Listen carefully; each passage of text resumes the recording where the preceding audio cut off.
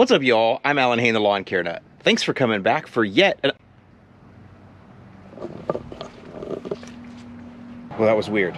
Thanks for coming back for yet another week. So this is my annual Christmas lights setup video. Now, if you're looking for details on this setup, I'll link all the videos that I've done below because I've done them for several years.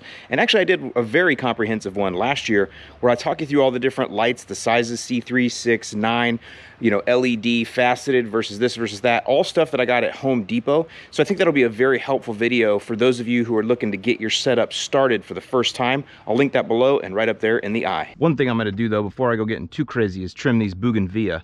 These will get away from me, and what'll happen is once they start their flowering phase, if I haven't trimmed them, I can't really trim them because I'll trim all the flowers off. So you gotta stay on top of these. I mean, these are like once every 3 weeks type of trimming. So want to get these done first, and plus I want these to look a little bit more cleaned up before I get the decorating, you know, underway. Too far over there.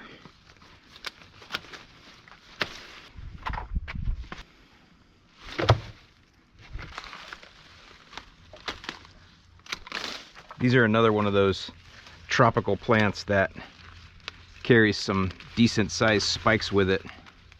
Whenever you see a plant that has spikes, that's the plant's way of saying, don't eat me, don't eat me. But it also makes the pruning a little bit difficult. Okay, there we go. Those are all done now. Now, another thing I'm gonna do is clean these out. What you'll find is, at least with me, is that day one of Christmas lights putting upping is actually pruning, because, well, I've neglected it, and so this is as good a chance of any is to get it done. And because I have a ground game that comes through here, I need to get the skirts of these raised up, these. And you'll see there's a ton of this scale on these. I did videos on this. That scale is no longer alive. It's not damaging anything, but because I've killed it from the inside out, but the shells or whatever still stay there. But either way, part of getting rid of scale on cycads like this is just pruning off some of the really bad branches. And let me just show you. See these here? See all that white? These came off the bottom of those. See all that white? These were the lowest down, and this is the underside of them, just completely infected. Now again, I put a systemic insecticide in there that helps to kill these. So that's why you'll see there's still fresh sprouts and whatever. But anyway, still the best way to get rid of scale is to literally take it away by pruning off the branches where it's infecting. So go ahead and do that. And then it also opens me up for my ground game, gives me a chance to do some cleaning that I haven't done. These are from the tea plants, Thai plants I call them, but those pink ones like that right there, I call them Thai plants, but I've been corrected. They're actually pronounced tea. They're very messy, so that junk's everywhere. So again, this just becomes cleanup day. So here we go, ready?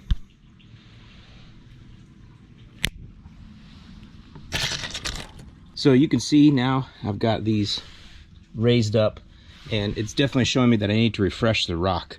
So this is all new sidewalk here, and so there's a lot of just junk in here, and probably some of the rock's been taken away, who knows. But for sure, that's going to be a project for, I guess I would call it late winter. Yeah, see, still like scrap in here and stuff. So always something needs to be done. There we go. We are all raised up now, and that will make the ground game better. Now I got to do all these over here, get all these cleaned up, and keep moving. Yeah, so really, I mean, day one of Christmas lights, for sure, for me this year, is just pruning.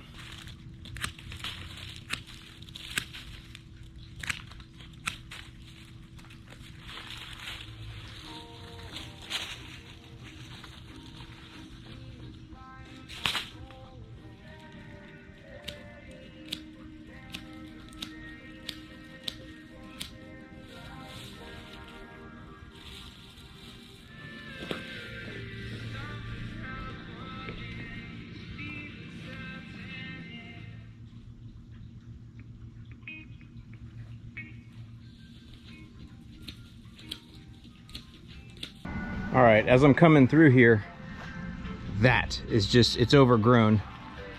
You can see they get what are called pups. Hold on.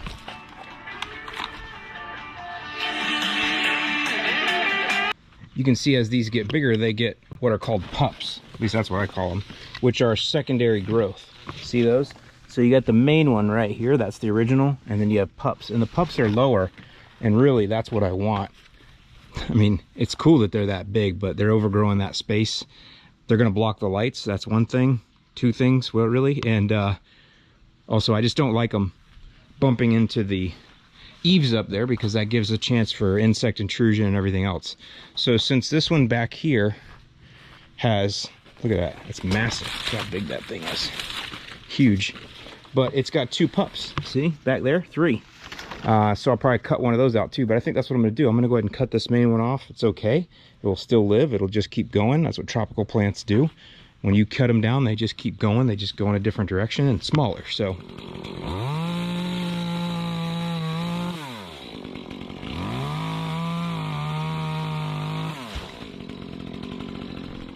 one thing I will tell you is, if you have one of these, do not let the sap get on you. Oh my gosh, you'll be itching for at least the rest of the day. And it's, whew, it's bad. Yeah, that opens that up in there pretty nice, actually. It's a little lopsided right now, but that's okay. It will grow back. Those will catch up very soon. Actually, I wonder if I should kill the main stem out of this one too.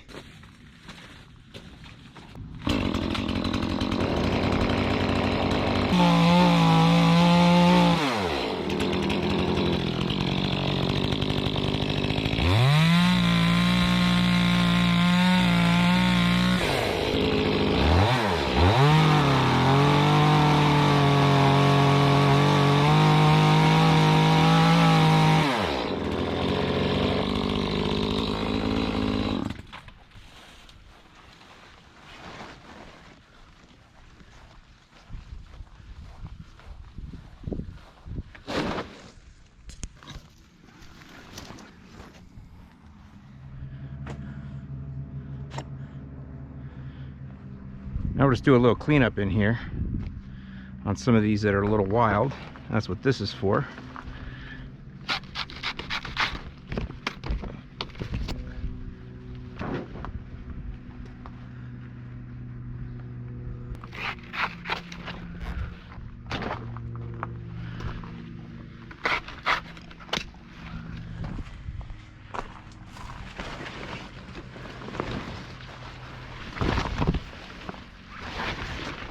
You can see here, this is how tropical plants work. They're always just fighting for space, and it works the same in the lawn actually.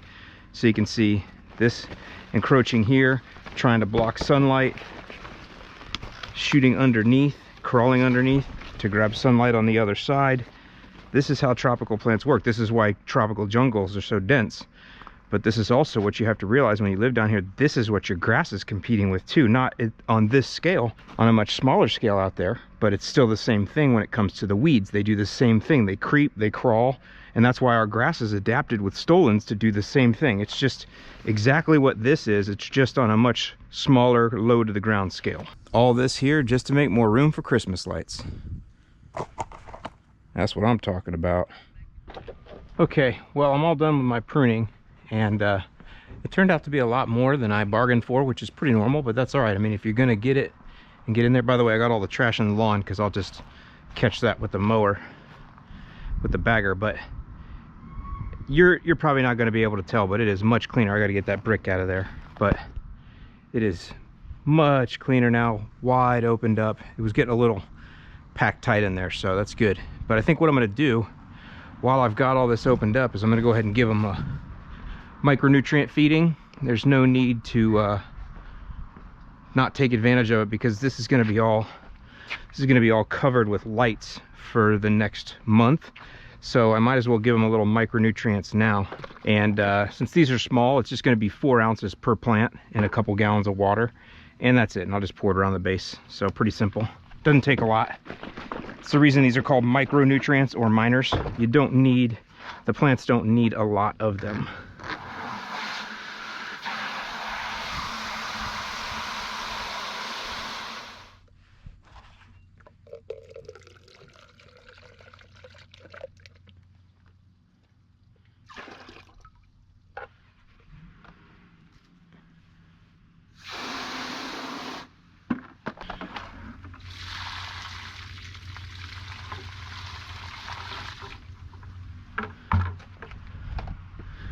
And that's it. I'm going to do that all the way down